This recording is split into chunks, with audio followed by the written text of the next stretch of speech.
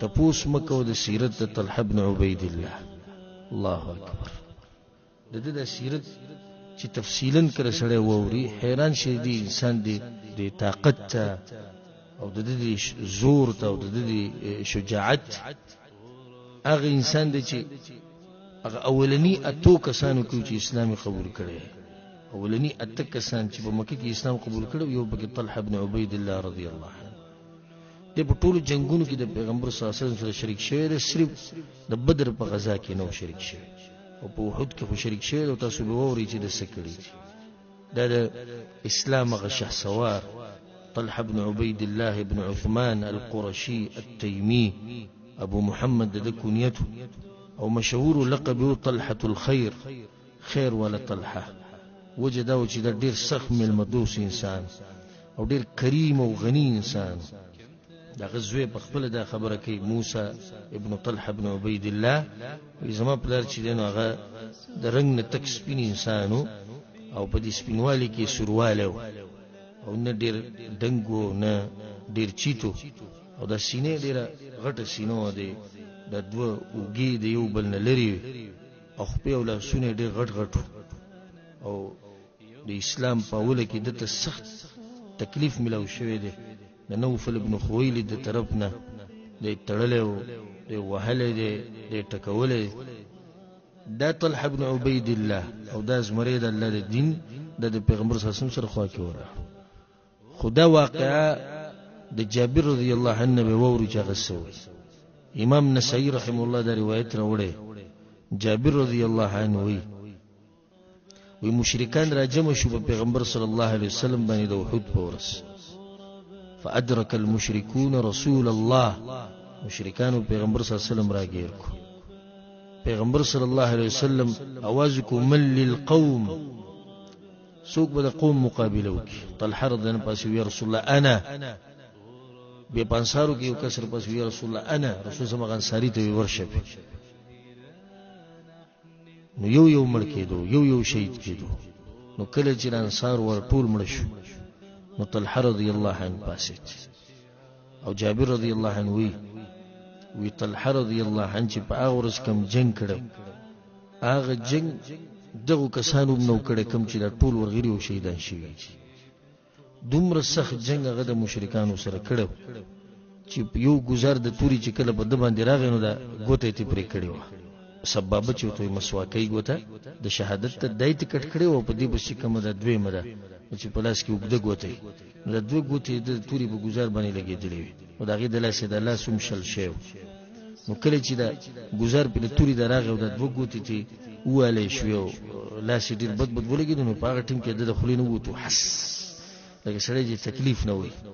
د حس تکوین رسول صلی الله علیه وسلم د کتو د وتوی لو قلت بسم الله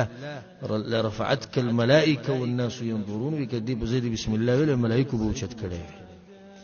او د مشرکانو سره مقابله شروع کړي. امام حاکم پر روایت کې راځي وی په دغه ورځ تقریبا سلويخ گزارونه په د باندې شي تورو او دا ګوتی تی پرې شي وی لاس شل شي. په صحیح بخاری کې دا روایت د قیس ابن ابي حازم وی چې رأيت يد طلحه شلا، ما بخپل طلحه ابن عبید الله رضی الله عنه لاس دلو چې دا یو لاس شلو او چې چا به تاسو کو دغه شرف او عزت او دغه سرټیفیکیټ چې چا به تاسو کو طلحه دا یو لاس شل وی. په دې مې د پیغمبر صلی الله علیه وسلم دفاع کړي و د احد په ورځ. وقع بها النبي صلی الله علیه وسلم یوم احد، په دغه لاس د پیغمبر صلی الله علیه وسلم دفاع کړي و د احد په ورځ. په سنن ترمذی کې دا روایت ته پیغمبر صلی الله علیه وسلم دا خبره کړې و من احب ان ينظر الى شهيد يمشي على وجه الارض، سوک شهید ته کته غواړي چې د زمکه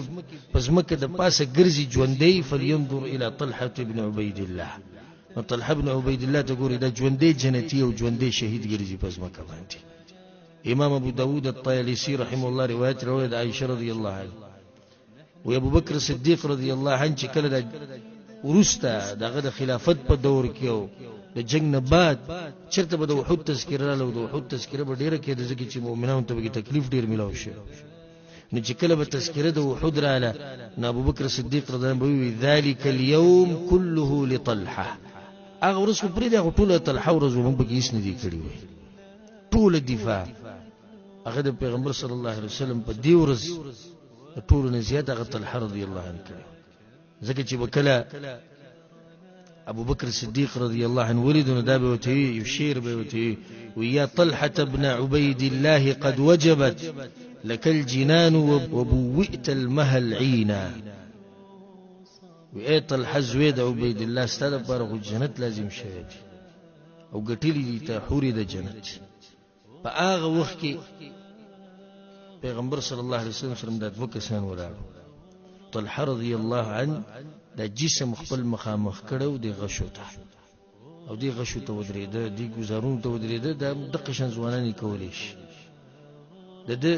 په جسم کې سلويخ گزارونه لګېدلي، دا سلويخ گزارونه ټول د پیغمبر صلی الله علیه وسلم د دفاع لپاره. امام ابن حبان رحم الله د روایت راوړی،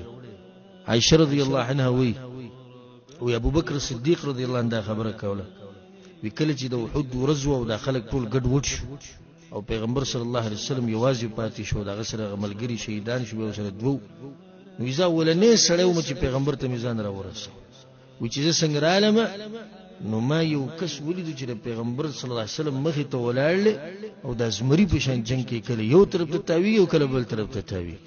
وی ما چې كن طلحه الذي کې چې طلحه زګ ذکر خو لري طلحه ابن عبید الله فداك ابي وامي، په روانه کې مې چې زما مور پلار دې په طلحه باندې قرباني به بدویم پر داو، و چې څنګه زره سیدمه نو په دې کې ابو عبید ابن الجراح رضی الله عنه صحابه کرام به ورسره جمع شوي، ابو عبید ابن الجراح رضی الله عنه زما په خوا باندې تیر شو، دې تیر شو لکه یو مارغه چې دې په سپیډ کې لاړ شي، نو موږ دوه پر رسول صلی الله علیه وسلم یو ځای ورسېدو، چې څنګه ورسېدو طلحه ابن عبید الله رضی الله عنه د رسول صلی الله علیه وسلم مخې ته په ځمکه باندې کته پروت زخمی، وی رسول صلی الله علیه وسلم ماته وی دونکم اخاکم د خپل ورور اوچت کی فقد اوجب په دبن جنت لازم شوی د جنت ګټلې، هغه گزارونه صد پاسه سلويخ یا سکم سلويخ گزاره دا غینه بعد دغه د بدن طاقت ختم شو نو د پیغمبر صلی الله علیه وسلم په خپو کې پروت، خو بیا هم طاقت داو چې پیغمبر صلی الله علیه وسلم ته څوک نه را پرې خو دې بدن باندې چې هغه په ځمکه پروت، خو بیا مشرکان مخې ته نشي رات دي انسانان الله د دین د حفاظت لپاره پیدا کړی، موت به صد الله د دین حفاظت کوو او سبا دین د لپاره قربانیان ورکو، چې زورلم د پیغمبر صلی الله علیه وسلم په خپو کې او کس پروتو، وی رسول صلی الله علیه وسلم چې دونکم اخاکم د خپل ورور اوچت کې طلحه ده فقط اوجب دنن جنت ګټلې، نو موږ چې باغه به ورل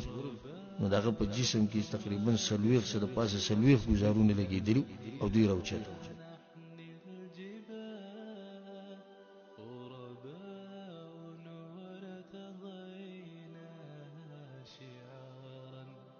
للحياة إن تسل عنا فإنا لا نبالي بالطغى، نحن جند